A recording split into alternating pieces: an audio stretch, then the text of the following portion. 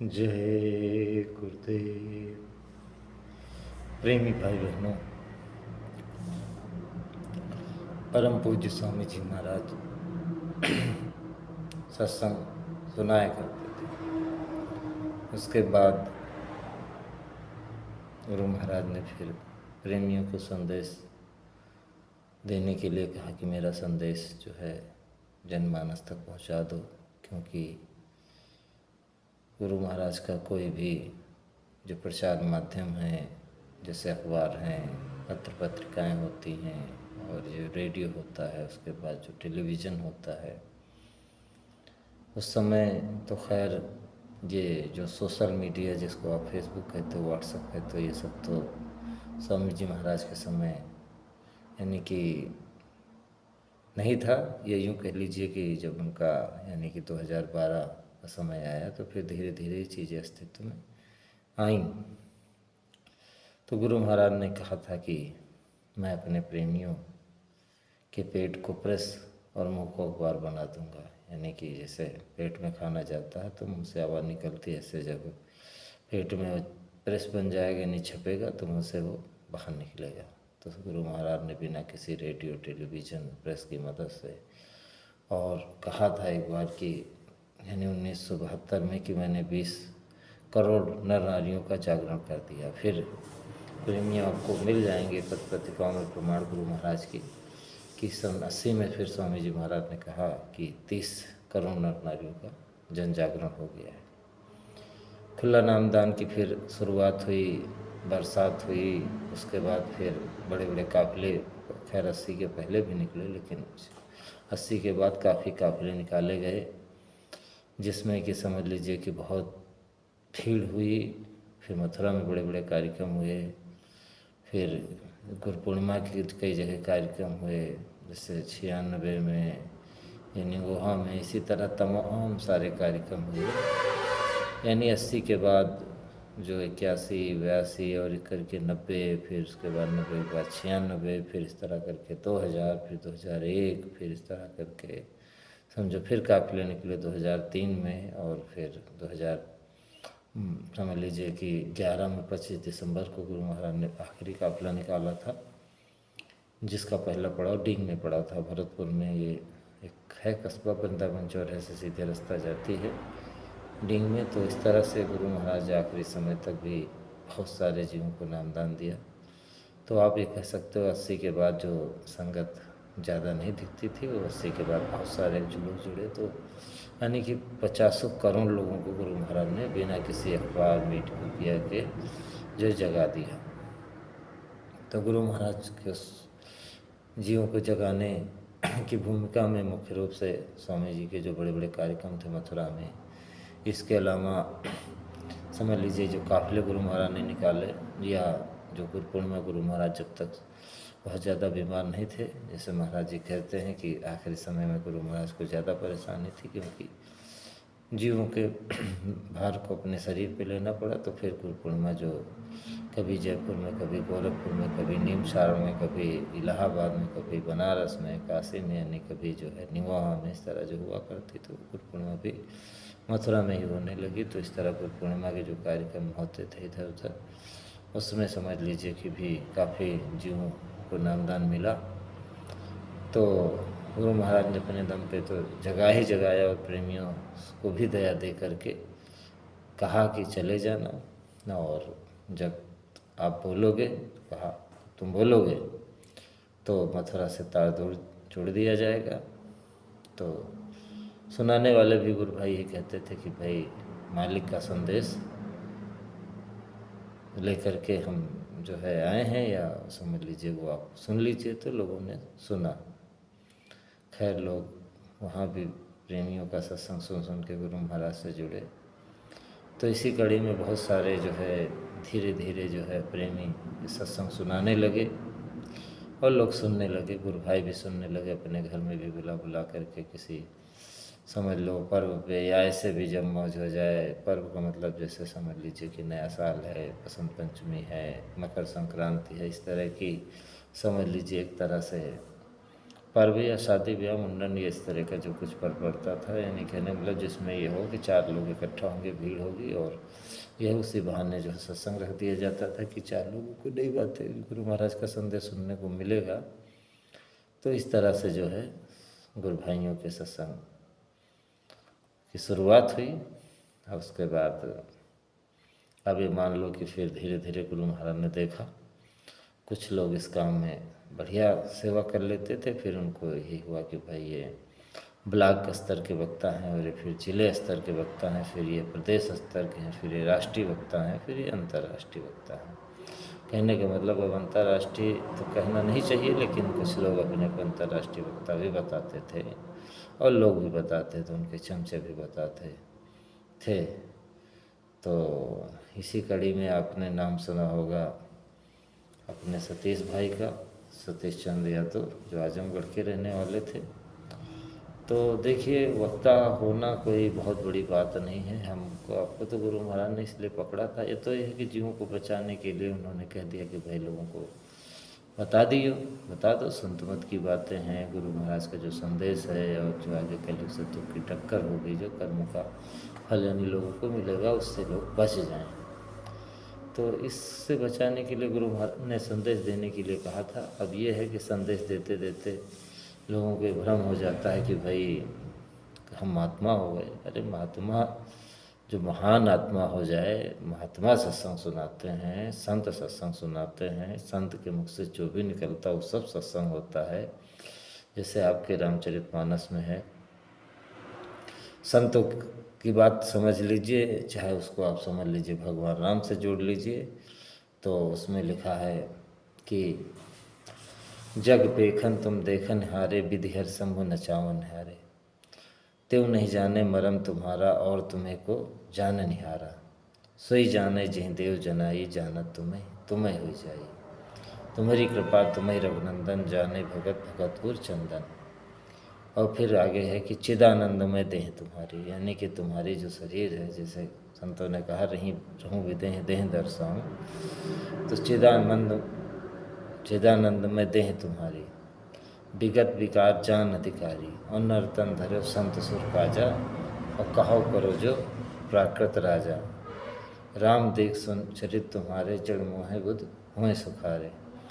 तो इस तरह से गोस्वामी जी ने उसमें संतमत ही है तो समझाया और कहा तुम जो कहो करो सब साचा, और जस काछी तस चाहिए नाचा। तो मतलब ये है कि महात्मा जो कह देते हैं वो सत्य होता है, और महात्मा वो कुछ भी कहते हैं वो सत्य ही होता है। ये और जो कहते हैं वो सत्य होता है, और जो यानी सत्य होता वही कहते हैं, वो दोनों तरफ से आप समझ सकते हो। तो सत्य जो होता है वही सत्य जब होगा तभी तो वही सत्य का संग होगा, जो झूठ होगा उसका क्या संग होगा। तो देखिए, जब माया झूठ है तो जाहिर सी बात है माया की जितनी भी चीज़ें हैं वो सब झूठ है। गोचर जहाँ लग मन जाई, जहाँ जहाँ मन लग जाता है वो सब माया जाने भाई, तो सब झूठी चीज़ें हैं। तो जाहिर सी बात है कि कोई संसार के आदमी की आवाज़ में जो कुछ भी वाणी निकलती है वो कोई सत्संग नहीं होती है। हाँ, महात्माओं ने यहाँ तक कहा है कि महात्मा जो कहते हैं वो तो सत्संग ही है, लेकिन अगर वो किसी प्रेमी से कह देते हैं कि ठीक है आप मेरी बात को बता दीजिए जा करके, तो वो उसको भी सत्संग में गिनती कर लिया जाता है। महात्माओं ने ऐसा कहा है। क्यों? क्योंकि जब वो कह देते किसी को संदेश देने के लिए, तो वो जो है एक हिसाब से ये उनकी जिम्मेदारी बनती है उसके ऊपर कंट्रोल रखने की। लेकिन अब ये है कि जैसे गुरु महाराज की बात की जाए तो गुरु महाराज ने जब भी प्रेमियों से कहा, चाहे वो मंच लगा करके उनकी बातों सुनाना हो यानी संदेश सुनाना हो, चाहे ऐसे ही किसी को बताना हो, तो गुरु महाराज एक बात हमेशा कहते थे कि प्रेमियों, मैं जितना कहता हूँ उसका तुम 4 आना 8 आना बोलो। अब कोई थोड़ा सही से संतमत समझता है तो 12 आना भी बोल सकता है, हल्का फुल्का समझता है तो 8 ही आना बोले, और कम समझता है तो 4 ही आना बोले। अब 4 आने से कम तो बोलोगे तो वो भी नहीं ठीक, क्योंकि बात ही नहीं हो पाएगी। यानी कि 16 आने में 4 ही आना नहीं बता पाओगे, तो फिर इससे अच्छा वो सेवा मत करो। और उसके बाद समझ लीजिए कि फिर 4 आना बोलो, 8 आना बोलो और 12 आना बोलो, लेकिन उन्होंने 16 आना कभी नहीं कहा कि जो मैं कहता हूँ पूरी की पूरी 16 आने बात कहो, क्योंकि तुम 16 आने कहाँ याद रख पाओगे। वो संतों का इशारा समझना और वो तुम उसका अर्थ का अनर्थ कर दोगे। लेकिन ये भी गुरु महाराज कहते थे, देखो प्रेमियों, आप जितने भी, अब तो गुरु महाराज रहे नहीं, तो आप वक्ताओं का सत्संग सुनते होगे, सब वक्ता हैं, कोई गद्दे पे बैठ जाने से कोई महात्मा नहीं हो जाता। तो आप समझते हो जो नामदान ही नहीं दे सकता, जीवों के कर्मों का भार नहीं ले सकता और नाम रतन धन नहीं दे सकता, वो काहे का महात्मा। चाहे कितने बड़े भी संत और गुरु की गद्दी पे बैठ जाए, कैसे भी वेशभूषा बना ले, संत नहीं हो सकता। तो खैर, अब उपदेशक की बात है, तो आप तो जानते हो कि संत की, हम तो अब समझ रहे हैं कि आपकी क्या स्थिति है। यानी कि अब आप कितने प्रेमी मिले जो मथुरा के कह रहे हैं कि भाई अरे ये क्या सुनाएंगे, इनसे ज़्यादा तो हम जानते हैं। अब ये है कि गुरु महाराज की गद्दी बैठे, इसीलिए हम इनके साथ लगे। ऐसे भी प्रेमी रायबरेली में मिले, जो भी रायबरेली आता दीपावली पे, तमाम तरह के जो है। खैर, हम किसी की निंदा आलोचना में नहीं पढ़ना चाहते। मैं आपको ये बताना चाहता हूँ कि संत जो बोलते हैं वो सत्संग होता है। तो खैर, गुरु महाराज जो कहते थे कि भाई 16 आना तो आपको नहीं बोलनी चाहिए, तो चेतावनी भी आपके लिए है प्रेमियों, जो सुनने वाले बेचारे। अब सुनाने वाले तो मानते ही नहीं थे, लेकिन सुनने वालों को तो ये है, तो भाई जो भी वक्ता मिल गया, जिसका सत्संग अच्छा लगा, उनके गांव के लोगों को अच्छा लगा, घर के लोगों को अच्छा लगा, ब्लॉक जिला के लोगों को अच्छा लगा, उसी वक्ता को बार बार लोग बुलाते, चाहे वो मनोरंजन करता की तरह काम करे, चाहे वो गुरु महाराज के आदेश को वर्तमान बताए या इतिहास संतों का सुनाने लगे। तो अब ये सब जो है लोग करते थे और करवाते थे। तो खैर, बेचारे श्रोताओं की इसमें क्या गलती। हाँ, वक्ताओं के लिए गुरु महाराज चेतावनी भी देते थे कि भाई एक तो 4 आना बोलो, 8 आना बोलो या फिर 12 आना बोलो, बहुत ज़्यादा, लेकिन उससे ऊपर कदापि नहीं। तो गुरु महाराज क्या कहते थे प्रेमियों, जरा आप ध्यान देना। कहते थे कि भाई तुम तो 16 आना क्या, तुम तो 20 आना और 24 आना तक बोल जाते हो। अब आप समझो कि गुरु महाराज जब कहते थे 12 आना बोलो, तो लोग 16 आना को पार करके जो 20 आना 24 आना तक गुरु महाराज कहते थे बोल जाते हो। तो अब आप प्रेमी इस बात पे गौर करना कि ये लगभग सभी उपदेशकों को वो ये बात, यानी कि सभी उपदेशकों पर ये बात लागू होती थी।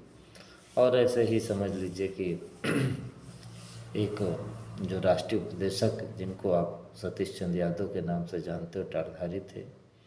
और मथुरा में ये है कि जो गुरु महाराज के आसपास के लोग थे, तो गुरु महाराज बड़े दयालु थे। गुरु महाराज जो है, ठीक है, जैसे वो किसी की भावना को उन्होंने ठेस नहीं पहुंचाई, तो लोगों की ज़्यादातर जो पास के लोग थे उनकी ये भावना थी कि हाँ भाई ये यादव हैं, तो काफ़ी लोग यादव थे आश्रम में, तो इनको प्रमोट किया जाए। और देखो प्रेमियों, एक चीज़ हमेशा याद रखना कि जो संत सद्गुरु होते हैं, वो जो है किसी साधक को जो भी होता है उसको बहुत छुपा के रखते हैं, जिससे समय पर उससे काम लिया जाए। क्योंकि और जो है पहले अगर उससे काम लेना ज़्यादा शुरू कर देंगे, हालांकि एक आध ऐसा भी निकालते हैं जिसको थोड़ा लाइट में हिलाते हैं, लेकिन यह है कि उसको छुपा ही रखते हैं, समझ लीजिए कि। तो साधकों को गुरु महाराज कहते हैं वो छुपे भी रहते हैं साधक, उनको ये सब नहीं, इन सब चीज़ों से मतलब होता। हाँ, ज़रूरत पड़ने पर जब संगत की बहुत आवश्यकता हो जाए, और तब वो जो है फिर अपना काम करते हैं, लेकिन उनको कोई मान सम्मान की भावना उनके अंदर नहीं होती, कोई धन प्राप्ति की भावना नहीं होती। उनका एक निशाना होता है गुरु का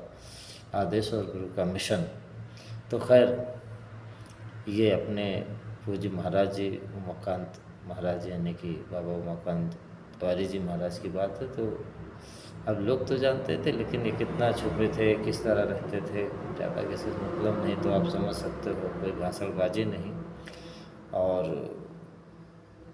अब ये है कि लोग सोचते थे कि अब गुरु महाराज जो है, अब गुरु महाराज मर्यादित थे, अब वो बहुत सारी बातें नहीं कह सकते थे। कोई ना कोई प्रेमी खोल के कहता। आप देखो पुराने जो सत्संग है, जो अपने बाबा उमाकांत जी महाराज के हैं, सतीश चंद्र यादव भाई के हैं, तो उसमें जब तक गुरु महाराज रहे, जब तक उनकी दया रही, तब तक जो है वो बहुत अच्छी अच्छी बातें जो है संगत को सुनाए, जिसको अमल करके जो है, अगर लोग अब ये सुनने में अच्छा बोल लगता था लोगों को, सुनाने वाला भी सुनाता था, गुरु की तय तो रहती ही थी।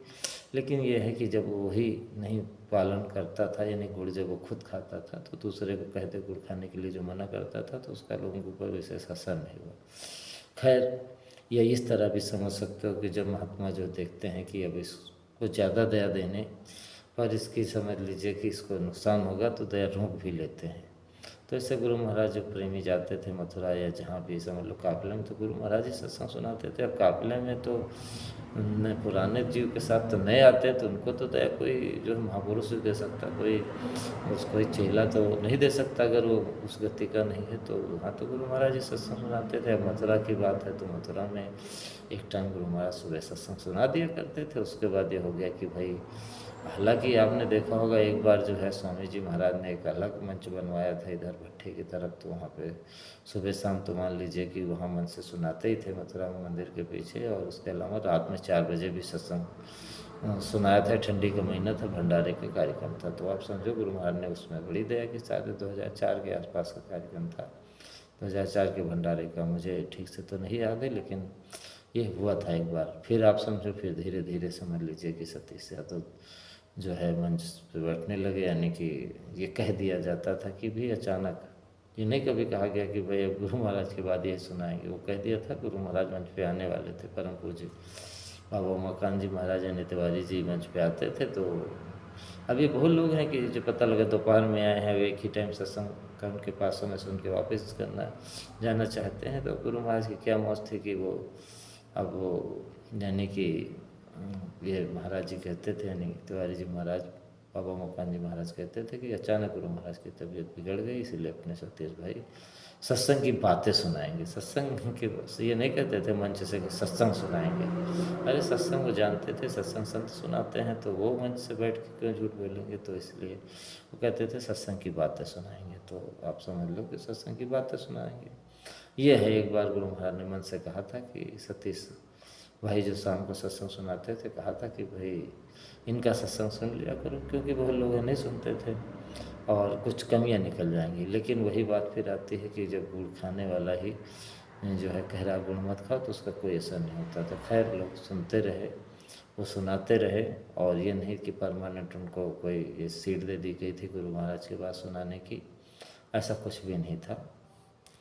तो प्रेमियों, ये मैं कह रहा था कि ज़्यादा दया महात्मा नहीं देना चाहते, रोक लेते हैं। थोड़ा कड़क बातें वो तो नहीं कह सकते हैं, मर्यादित हैं। तो किसी को माध्यम बना के, जैसे अभी आपको पता है कि 1996 में ही पूज्य महाराज जी को गुरु महाराज ने पूरा कर दिया। तो चाहे चेला हो चाहे कोई भी हो, चेले का चेला हो या गुरु भाई हो, मान लो गुरु महाराज कोई गुरु भाई हो, जो भी पूरा हो जाएगा तो संत हो जाएगा, तो संत की मर्यादा में रहेगा, फिर वो इशारे में ही कहेगा। तो इसीलिए चाहे गुरु महाराज रहे हो, चाहे अपने जैन सरकार रहे यानी कि तिवारी जी महाराज रहे, बाबा उमाकांत जी महाराज रहे हो, तो उन्होंने फिर खोल के नहीं कह सकते थे। तो कोई खोल के कहने वाला तो वो कोई संत तो होगा नहीं, तो थोड़ा साधक होगा। मतलब संत मर्यादित रहते, साधक थोड़ा खोल कह देता है या कहलवा देते किसी भी प्रेमी से। तो ये है कि ये थोड़ा किताबी इनको ज्ञान ज़्यादा था अपने सतीश भाई को, संत मत का पुराने थे। तो उन्होंने, अब ये है कि कुछ लोग या 2 लोग इनको प्रमोट भी करते थे कि नहीं नहीं इनको आगे कर दिया जाए। तो महात्मा हमने बताया नहीं, साधक को तो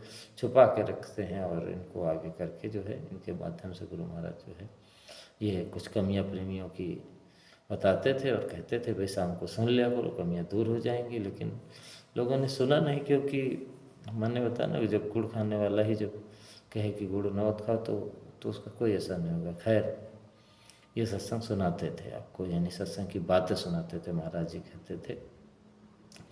तो प्रेमियों में जो कुल मिला के ये बात कहना चाहता हूँ आपसे कि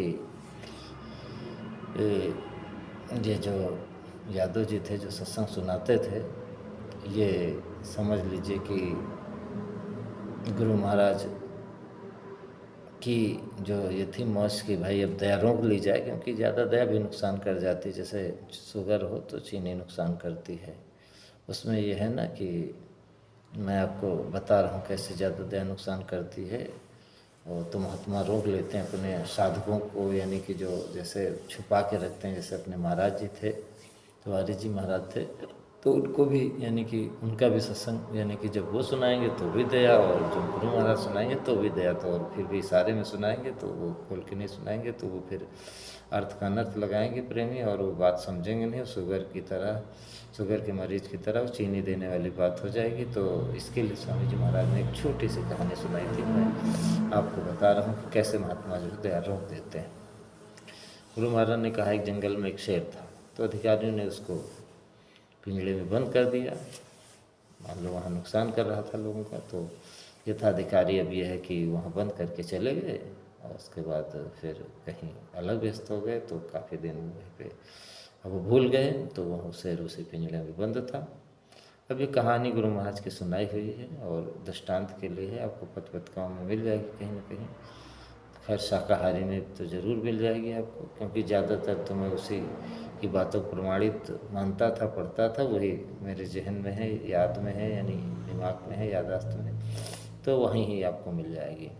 खैर चिट्ठियों में भी, खैर डायरियों में, या बहुत कोई ऐसा प्रेमी जो कि मुझे लगता था कि हाँ ये बहुत एकदम सॉलिड बात बता रहा गुरु महाराज की, इसमें कोई जो है वही 16 आने 12 आने वाली बात है, वो 24 आने वाली बात नहीं है।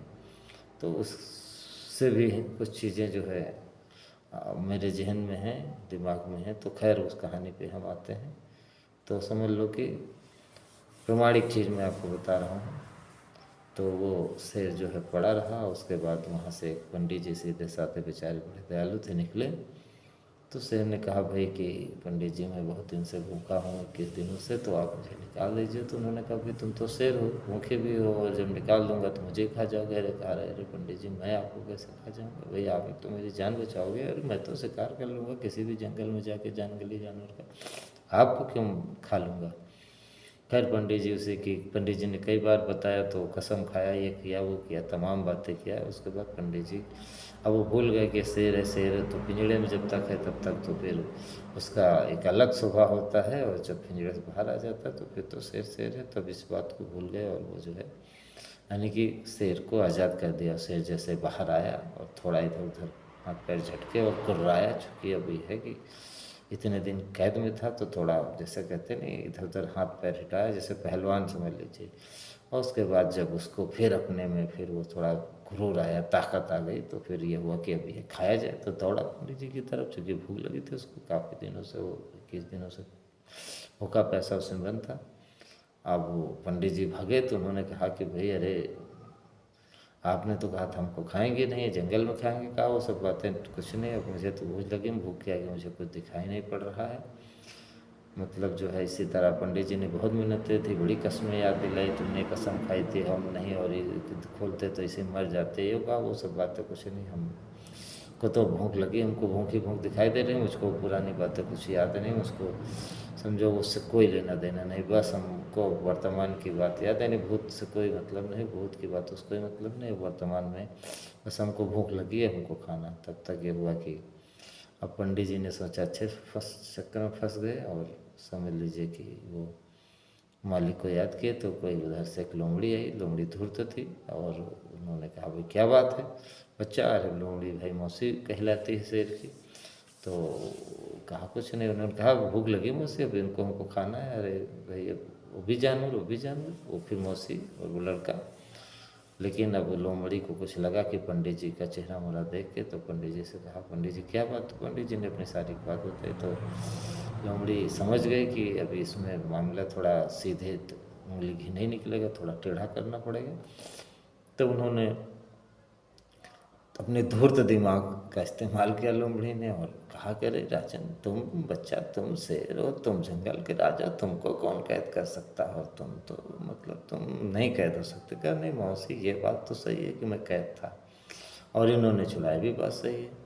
तो कहा फिर तुमने कसम भी खाई होगी। कहा वो सब ठीक है हमने कसम खाया, लेकिन उस समय हमको इस समय हमको इन सब चीज़ों की को नहीं, कोई सब चीज़ें नहीं याद आ रही।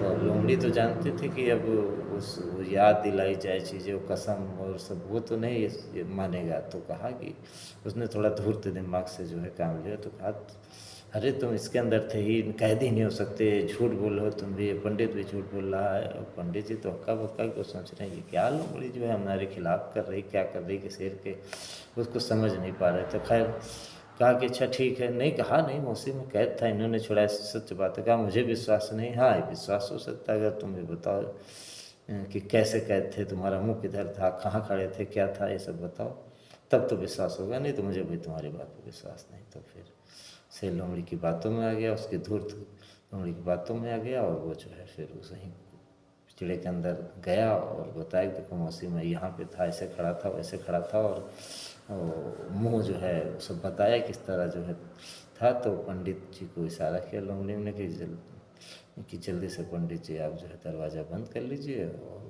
बस दरवाज़ा पंडित जी ने बंद कर लिया, क्योंकि अब ये था कि अभी बंद नहीं करूँगा तो फिर निकलेगा, खा ही लेगा, तो जल्दी से बंद किया और उसके बाद भागे वहाँ से, और लोमड़ी भी भागी। तो गुरु महाराज ने कहा कि यानी कि लोमड़ी ने कहा पंडित जी जाते समय भगते समय कि कभी भी किसी पे ना जाते आप मत किया करना पंडित जी, स्वभाव देख करके। तो ऐसे गुरु महाराज भी जानते थे कि कलयुगी जीव हैं, तो इनका स्वभाव इस तरह के है। तो बहुत ज़्यादा दया जब उनको यानी रोक लेनी थी, कि क्योंकि अब ये है कि कुछ वही चीनी वाली बात हो गई, शुगर के मरीज़ को चीनी दी जाए तो उसको दिक्कत ही होगी। इसीलिए ये है कि फिर ये है कि थोड़ा यानी कि इनको सत्संग के लिए भेज देते थे, और ये सत्संग क्या सत्संग की बातें सुनाते थे महाराज जी। मुझे याद है होली का साथ कार्यक्रम था और शाम के सत्संग की बात है। अब ये आ जाते थे, देखिए दया तो महात्माओं को करनी होती है। अब ये है कि अगर ये मंच पे ना बैठे होते महाराज जी तो ये सतीश भाई की बातों को कोई नहीं सुनता। ये तो जो भजन थोड़ा बहुत करते हैं उनको थोड़ा आभास होगा, क्यों, क्योंकि बोलते तो ये रहते थे, लेकिन आँखों से जो है जैसे गुरु महाराज दया करते थे, संत तो आँखों से ही दया करते हैं, उनकी दया आँखों से ही निकलती, जिसको दया की नज़र कहते हो, मेहर की नज़र, दया दृष्टि, कृपा दृष्टि कहते हो।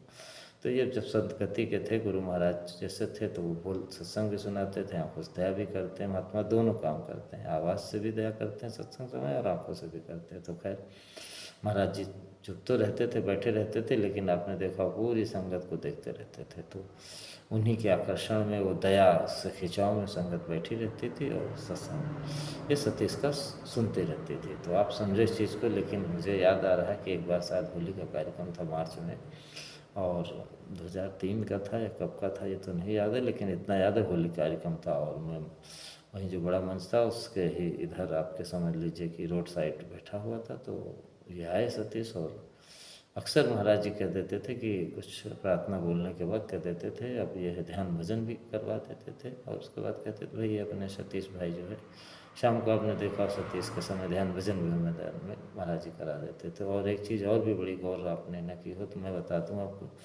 कि सतीश यादव कभी भी जो है जो सामूहिक ध्यान भजन था वो कभी नहीं आता था वहाँ मंच पे बैठ के करने के लिए। बस ये है कि भाषण पहनने के लिए आ जाता था, यानी कि जब ध्यान भजन हो जाता था। मैंने तो बहुत देखा, ये तो आपने खाली प्रोग्राम में देखा होगा, मैंने तो समझ लीजिए जैसे छोटे छोटे कार्यक्रम होते थे अपने, जैसे दीपावली में गुरु महाराज एक बार मंच पे आने वाले थे, नहीं आए, तो सुबह ध्यान भजन हुआ, फिर ये भाषण बाजी करने में भाषण पहनने आ गया। तो खैर ये बात हमको तो बड़ी अजीब लगती थी कि सारी संगत बैठ के ध्यान भजन कर रही है और जो सुनाने वाला भी सुनाने लाल आएगा वही नहीं ध्यान भजन कर रहा, कहाँ है कि सबके साथ करे। महाराज जी तो सबके साथ करते थे। उसके बाद जब ध्यान भजन क्रम खत्म हो जाता था, नहीं ध्यान भजन संपन्न हो जाता था, तो फिर ये आ जाते थे मंच पे, आ धमकता था और जो है फिर महाराज जी कहते थे भाई अपने सतीश भाई जो है सत्संग की बातें सुनाएंगे। तो ऐसे ही होली के कार्यक्रम में ये जो है महाराज जी ने कहा,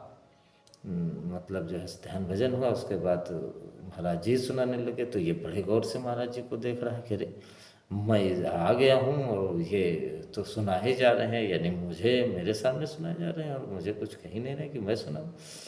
तो ये बैठे रहे देखते रहे आधा घंटा तक। क्या क्या बोले, और संगत तो महाराज जी का जब सत्संग होता था तो आपको तो मैं किसी भी वीडियो में बताऊंगा कि जो लोग महाराज जी के गुरु महाराज जी जाने के बाद महाराज जी के विरोधी थे वो चले गए, वो कैसे जो है उतावले रहते थे, एक एक उनका यानी कि शब्द सुनने के लिए इतना उतावले रहते थे। ध्यान भजन के बाद जो भी वो 10, 15, 20 मिनट, 25 मिनट, आधा घंटा लगभग डेली ही, कभी कभार नहीं सुनाते थे, लेकिन अक्सर हफ्ते में 4, 5, 6 दिन जो है मतलब 4 या 5 दिन सुनाई देते थे, 6 दिन, कभी कभी जो है लगातार सुना देते थे 7 दिन, लेकिन उस कभी कभी शायद नहीं भी सुनाते थे। तो एक आध दिन यानी इस तरह महीने में कह सकते हो कि लगभग हमारा मैंने 20-25 दिन से ज़्यादा 25 दिन के आसपास ही सुना देते थे।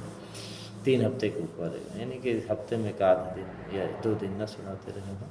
तो खैर लोग सुनते थे, वो मैं किसी बताऊँगा आपको। लेकिन जब ये महाराज जी सुनाने लगे तो ये देखने लगे हक्का बक्का होकर के, और महाराज जी आधा घंटा के ऊपर सुनाए। उसके बाद कहा, प्रेमियों ये है कोई, ये मत समझो कि गुरु महाराज की को यानी गुरु महाराज की तरफ से हमको कोई मनाही है।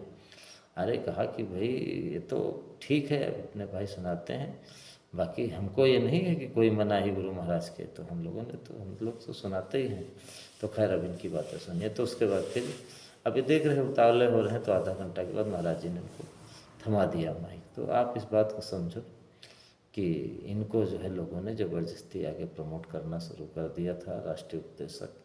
और उस समय गुरु महाराज का कुछ अलग तरह से सुनाते थे। उसके बाद गुरु महाराज के जाने के बाद फिर तो ये है कि समझ लीजिए वो किस तरह सुनाते, क्या सुनाते हैं, ये तो आप समझ लीजिए कि अब क्या जानूँ। हकीकत तो ये है, मैं एक बात जोड़ करके अपनी बात ख़त्म कर दूँ। कुछ ऐसी परिस्थिति बनी कि मथुरा के लोगों ने हमें मारा पीटा गुरु महाराज के जाने के बाद, वो भी मैं कभी मौका मिलेगा तो बता दूंगा। और उसके बाद मैं दिल्ली गया, क्योंकि कोई गाड़ी नहीं थी। थोड़ा लंबी कहानी है, बस इतना समझ लो कि मैं आगरा आया किसी तरह से, और उसके बाद जब वहाँ से ट्रेन लखनऊ की नहीं थी तो मैं दिल्ली चला गया। गुरु भाई थे तो उनके यहाँ फिर गया। तो यह है कि वहाँ रुकना पड़ा मुझे महीने भर, कुछ ऐसी परिस्थितियाँ थी। तो उसके बाद मैंने एक दिन इनको सतीश भाई को फ़ोन लगाया, जानते थे, और मैंने कहा कि आप तो गुरु महाराज के यानी कि उसमें वचनों में बंधे हो, तो आप तो सब जानते हो, तो आप क्यों जो है गलत रास्ते पे जा रहे हो, आप सही रास्ते पे क्यों नहीं जा रहे हो, अपना परमात्मा क्यों ख़राब करे। लोगों के इतने सब सुनाया करते थे, बताया करते थे परमात्मा मजबूत करने की, आप क्यों भटक रहे हो, अपने परमात्मा को कमज़ोर कर रहे हो, मजबूत क्यों नहीं कर रहे हो। तो कहा हाँ हाँ भैया, मैं हरियाणा में हूँ, मैं अब समझ गया हूँ इन लोगों की चाल ढाल, और ये मुझसे देखो आप प्रेमी भरोसा करो, मैं एक एक शब्द आपको बता रहा हूँ। कहा कि अब मैं जो है, मेरी माँ बीमार है, यानी वहीं आजमगढ़ में गाँव में।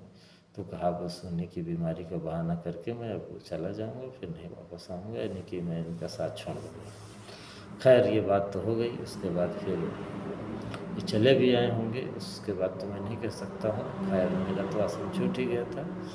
और फिर बाद में पता लगा कि वहाँ पे एक दीपचंद गुप्ता जी रहते थे आश्रम में, तो उनके भाई की बेटी जो इन्हीं के गाँव में ब्याही थी, तो उन्हीं के सामने इनका मकान था। तो फिर लोग गए इनके पास, और जो है इनका कहा मकान बनवा दूंगा। तो लोग बताते हैं 40 लाख रुपया लागत से मकान बन रहा था, यानी कि 40 लाख लगभग लग गए। उसके बाद फिर जो है 1 करोड़ में मकान बनना था। तो खैर लोगों ने कहा कि ठीक है, आप जो है हमारा साथ दीजिए, मैं आपको पैसा दूँगा। तो फिर उसी लोभ लालच में, यानी कि पैसे के लालच में फिर उन लोगों के साथ लग गए। और चूँकि आप प्रेमियों, मैं आपको भटका नहीं रहा हूँ, आपको भटके हुए प्रेमियों को मैं बता रहा हूँ कि ये उनकी बात थी। ये सतीश भाई के शब्द थे कि हाँ हाँ भैया, मैं जान गया हूँ अब इनको। और ये लगभग 5 सितंबर के बाद से लेकर के 2012 को, और यही कोई हमको डेट नहीं याद है, जब लेकिन मैं दिल्ली में था 5 सितंबर 2012 से लगभग सितंबर के महीने में समझ लीजिए 30 सितंबर के आसपास। वैसे मुझे याद है कि लगभग ये बात जो है समझ लीजिए कि वही 5 से 10 सितंबर के बीच ही हुई होगी। आप पूछ भी सकते हो। तो इस तरह से जो है समझ लीजिए, कहने के बाद फिर भटक गए। तो प्रेमी भाई बहनों, मैं इनके बारे में फिर अभी बहुत बातें बताऊंगा आपको, लेकिन अब इनकी बातों पर भरोसा मत करिए। गुरु महाराज ने जो कहा था कि बच्चों मुझे मेरी बातें 4 आना बोला करो, या 8 आना, या बहुत ज़्यादा 12 आना इंग्लिश, 16 आना और 24 आना, ना बोला करो। 16 से मतलब 16 आना क्या, 16 आना, 20 आना, 24 आना ना बोला करो। तो ये बात किसके लिए लागू होती है? ये बात जो है बड़े बड़े वक्ताओं के लिए लागू होती है, जो सबसे बड़े अपने को वक्ता समझते थे। आप समझ लो, आप जिनको समझते थे उनके ऊपर लागू होती। तो आपने देखा होगा इनके सत्संगों में जब भी सुनाते थे मथुरा में, तो बहुत ऐसा लगता था गुरु महाराज से भी बहुत ऊँची, यानी कि स्वामी जी के 16 आना, इनकी जो है 20 आना 24 आना हो जाती थी। तो इस तरह के लोग थे। तो उसके बाद फिर हमने प्रमाण भी आपको दे दिया। उसके बाद अभी आप बस उन्हीं लच्छेदार बातों में, भाषणों में, और वही जो किताबी कीड़ा वाले ज्ञान की बातें हैं, जो कहानियाँ सब संत मत की सब भरी पड़ी हैं। आप समझ लो संतों ने इतना साहित्य रचा है, इतना उनकी वाणियाँ हैं, समझ लीजिए जितने संत धरती पे आए कि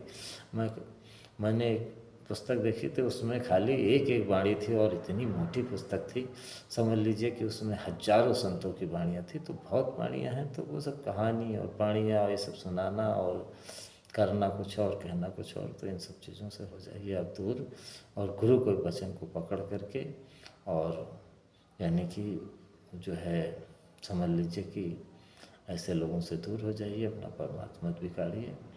तो फिर मैं बताऊंगा। अभी तो समझ लीजिए कि मैं कुछ ही बातें बताया हूँ, और भी कैसे किस तरह से आश्रम में लोगों को जो है यानी कि गलत लोगों को कैसे आगे किया गया। और गुरु महाराज महात्मा थे, तो आप नहीं समझ पाओगे उनके लीला कैसे। वो चुप रहे, चुपचाप देखते रहे। महात्मा जब देख लेते हैं कि लोग सही नहीं करते हैं वो, तो चुप हो जाते हो। तो कई बार कह चुके कि आश्रम देखना हो तो मेरे, मतलब ये है कि कलयुग देखना हो तो मेरे आश्रम आ जाओ। या ये भी कहा कि जो पास वाले हैं वो खून पीते हैं, दूर वाले हैं जो दूध पीते हैं, यानी कि बछड़े की तरह। तो ये सब बातों पे आप ज़रा मनन करिए। उसके बाद ये भी मनन करिए कि आश्रम में जब यानी कलयुगी लोग चले गए तो वहाँ सतयुग आना चाहिए, तो आ नहीं गया। तो इसका मतलब है कि, और फिर वो बात भी आप गौर करिए कि सतयुग का प्रकाश मध्य भारत से आएगा। मध्य भारत उज्जैन में है, तो जाहिर सी बात है जो प्रकाश आएगा मालिक का, तो फिर यहाँ जो अंधेरा है वो दूर होगा। और इसी आशा और विश्वास के साथ आप भी इस काम में हम हमारा और गुरु के मिशन के पूरा करने में सब प्रेमी एक साथ साथ देंगे। एक विचारधारा होगी जो सच्ची होगी। इन्हीं शब्दों के साथ मैं आपसे विदा लेता हूँ। जय बुद्ध।